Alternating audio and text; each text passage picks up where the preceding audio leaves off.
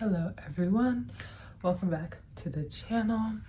I am sick and I just came back from the dentist, so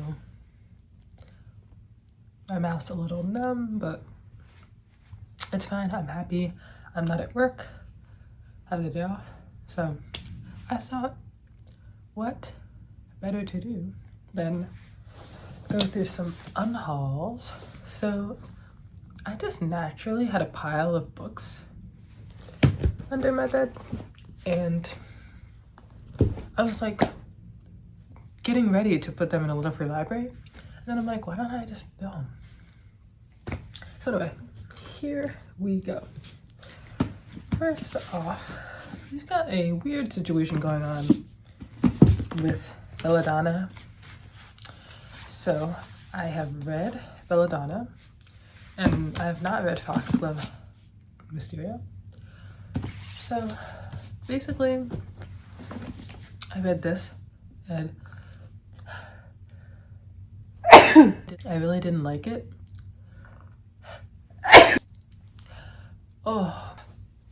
And I really put my words together really well in my review on People. So I will read it.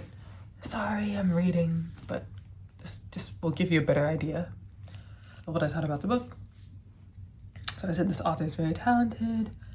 I do want to read the other books in the series. I'm not sure if I want to read the other books in the series now. This book was not for me though. I was not interested in most of the book. It just was droning on and on about society and how a lady should act.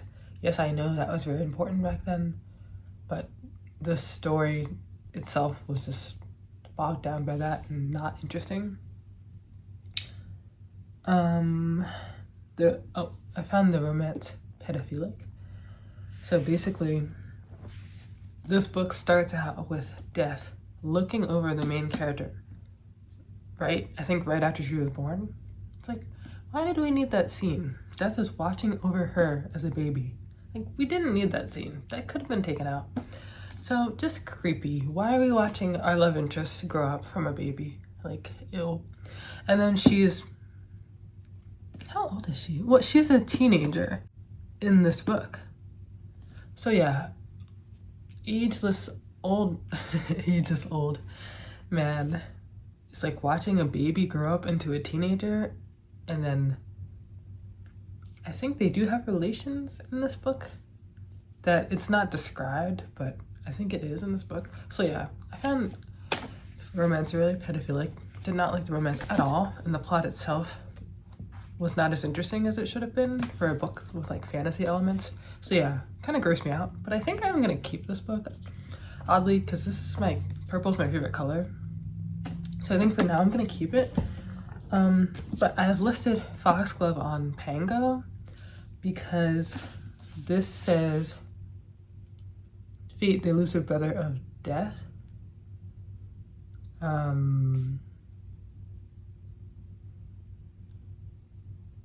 So I think this has Death in it, and Fate is also another kind of immortal man who will fall in love with a young woman, I'm assuming. So this I'm 100% getting rid of. And then Wisteria, I'm not sure. I'm on the fence if I'm gonna get rid of this. This just says, Blythe discovers a new side of herself linked to her enigmatic husband's past. So it doesn't hint to a creepy old man like being with her. So I don't know. I'm hoping this isn't as creepy as the other books. So yeah, I don't know. I kind of need to probably do more research on this one. But for now, I'm not sure about this one. Definitely getting rid of this one. So yeah, but I know Adeline Grace is really talented, so I want to read her other stuff that's not in the series. But mainly romances were creepy, and that's kind of the main critique I have there. So the next book is the Owl Crate Special Edition of Alchemy of Secrets. I really like this edition. So we have like a scene where we have a singer. So yeah, no problem with the edition at all. I really like the edition. That's why I bought it.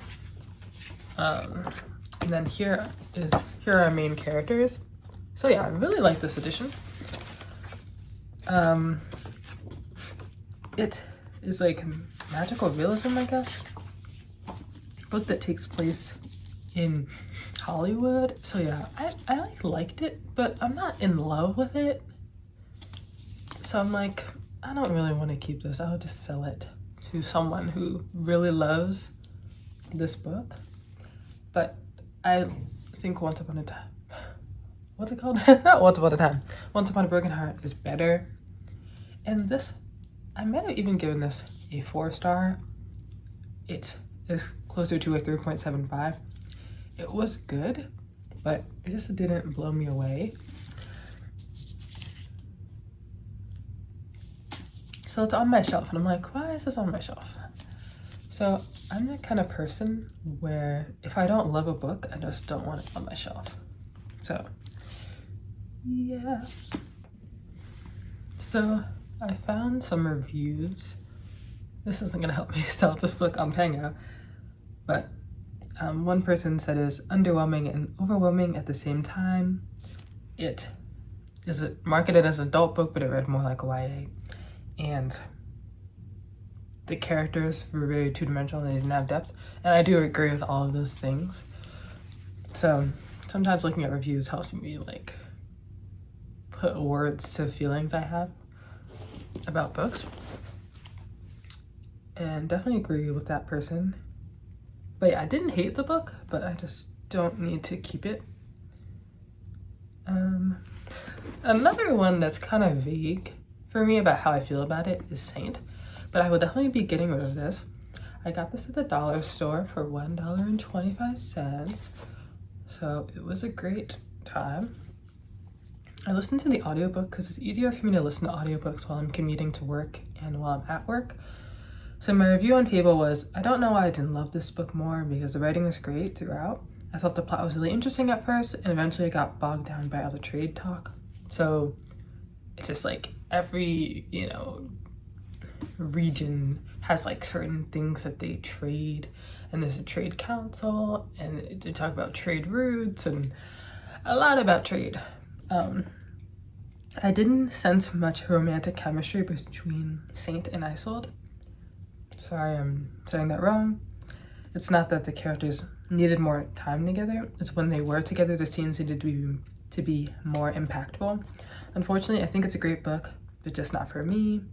I was not entirely captivated from the first page to the last page of Saint.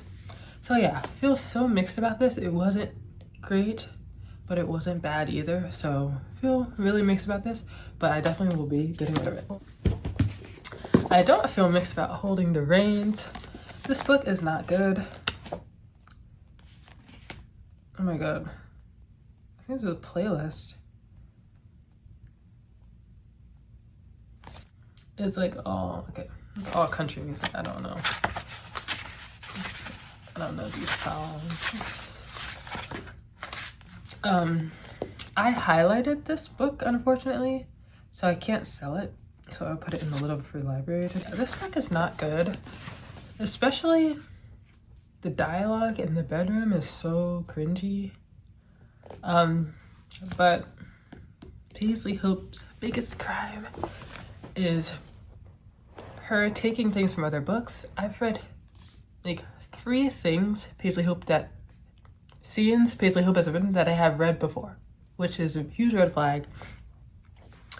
There's a scene in this that is straight out of Done and Dusted, and that book came out first. Maybe she wrote this before Done and Dusted, but not from what I've seen. And then a scene from Wolf I've read before. And there's another scene, I think also in this, I've also read before. So yeah, I'm writing a book myself, and whenever I see authors taking things from other authors, I really hate that. Do not like it. So I will gladly be getting rid of this. I kept it for a while because I love the US covers. They're amazing. Don't like the UK covers, but love these covers. kept it for so long, you know, I highlighted it. I was like, oh, I'm stuck with it. But we do not keep authors who take things from other authors. So yeah, we need originality. And yeah, this was not good. Cannot recommend this author. And then we're talking about one of the best novels in like our century, in the past century.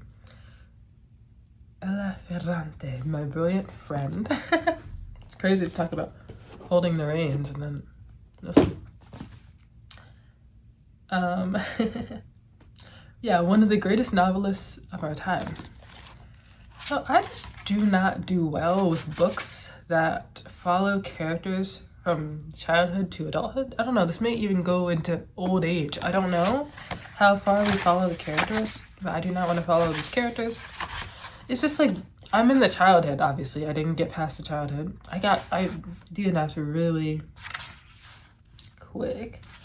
I think, oh, and yeah, I finished all of these books that I previously talked about, by the way. Except this one, I did not finish this one. Oh, they even have like a character list. But anyway, so we're in childhood. We're talking about the kids running around in the neighborhood. We're talking about the kids going to school. Everything. It's just none of it interested me. And, you know, this is the greatest novelist of our time, you know? So I really wanted to read this, but nothing about this interests me at all. So sometimes it just happens. It's how the cookie crumbles. So we'll be, actually, I could take this to the library. I don't know, but I might put it in Little Free Library. And then The Poisoner. I really liked this, maybe 50%, 75% of the way through it. And then I did not like the ending. Like, I couldn't really tell you why. It's like the plot didn't thicken. The plot didn't. The plot, I don't know. I just don't really have anything concrete to say about this. But it is a vampire romance. Just boil it down. This is a historical vampire romance. And so I did annotate this. You don't really see my annotations, but I did annotate this. But I'll be getting rid of this. This author is steeped in controversy. She was, I believe, messaging Black authors and accusing them of using AI for their cover art or illustrations for their books. And a YouTuber I trust, Ellen Catherine, said that she will not be reading this author anymore. So I'm like, she is good. She probably has more information than I do about the situation, and I trust her. And I did see like some of the messages she sent to Black authors.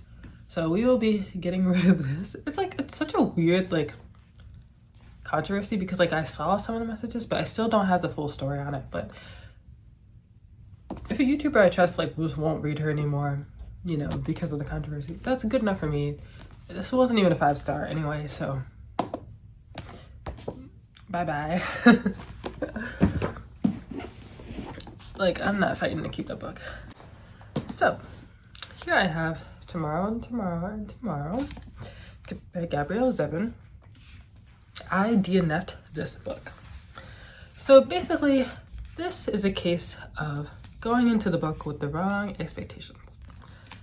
That is what happened here. So, I don't like to read book summaries a lot of the time because they usually spoil the story for me, and they just, you know, they explain things that happen way too late in the book. And so yeah, all I knew about this, what I thought this was, I thought this was about, well, it kind of is about two best friends who create a video game together. They're in love with each other, but they never tell each other that they're in love with each other, or never like realize they're in love with each other. And I thought it was like feel good, lighthearted. Like, absolutely not. The back says, John Green, utterly brilliant. In the sweeping, gorgeously written novel, Gabrielle Zevin charts the beauty, tenacity, and fragility of human love and creativity. Tomorrow and Tomorrow and Tomorrow and Tomorrow is one of the best books I've ever read. John Green is one of my favorite authors of all time. He inspired me to write the book I'm writing now. And so Gabrielle Zevin also wrote The Storied Life of A.J. Fikry. And the Minneapolis Star-Tribune says, it is a fun, page-turning delight. And there's a movie. You know who's in the movie? Lucy Hale. So I was like, oh, she writes like these fun, like sweet romance books. Funny, tender, moving. It's about Storied Life of A.J. Fikry. It's about a bookstore owner falling in love. So I thought it'd be sweet and light and haha. This book is darkness. Nothing but darkness. I'm so mad because I got, I don't know, 25% of the way through and I was like, I'm DNFing. I am DNFing. But I was like, but let me listen to the audiobook a little more. Biggest mistake I ever made. I got to the most dark, violent, traumatizing scene that I cannot unsee in my mind. I think it's about 30% of the way through the book. I don't know exactly, but it's like the first half of the book. And I'm mad because I'm writing a book right now, so I can tell when an author is trying to drag things out so as to mentally scar the reader. Like, there's a difference between like having a traumatic scene and like torturing the reader with that traumatic, violent, gruesome scene, dragging it out. I literally like fast forwarded through that scene and it was still going. It was still going. The trauma was still going. And I'm just so mad at myself because I decided to DNF before that and I'm like, let me keep listening. Let me keep listening. And then I was curious to find out what happens in this book at the end. And there's more violence. I think at the end, I don't know. I went on Reddit and read what happens. I don't know when the violence happens, but I think it's like the last half of the book. Everyone in this book is terrible. There's like no light.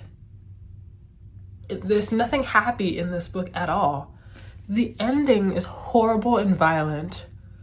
Like the girl, she has like multiple guys that she could date or like could fall in love with. They're all terrible. And I take offense to like her writing such a violent scene and dragging it out so much. Like you really don't need to do that. Like I'm writing a book right now. There's no need for that.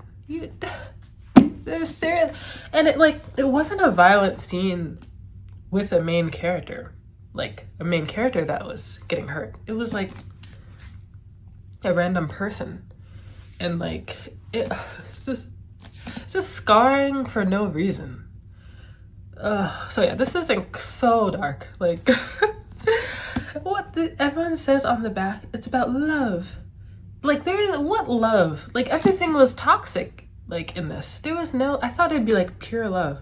Like these relationships are horrifying. Like, oh, I just read Heart the Lover and I read some bad reviews and they're like, there's no light in this book at all. And that's how I feel about this. That's how I feel about this. So we'll leave it on that note. Oh my gosh. So yeah. The DNF's right here. Everything else I've read all the way through. Oh, we're gonna go to Little Free Library. Oh my gosh. Those books made me so upset. Okay, let's go. So, I am gonna put Holding the Reins, The Poisoner, My Brilliant Friend, and Tomorrow and Tomorrow and Tomorrow in the Little Free Library. The rest I'm gonna sell or I'm gonna think on them. But let's get these in the Little Free Library.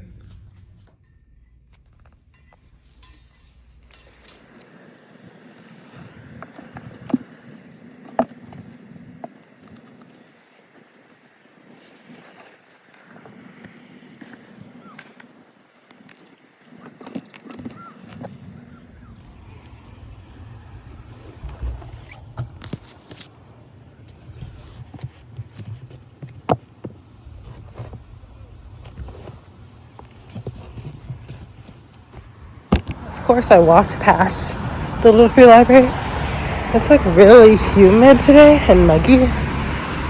So, not the best vlog ever. I'm listening to Olivia's new album. I wouldn't say I'm a fan of hers. I only like the song Vampire. But on this new album, I like, my favorites are You Plus Me and Purple. I would listen to again and they're standing out to me. So, alright, I guess I would close the vlog out. But I hope someone enjoys my books. So I will see you in the next video. Bye.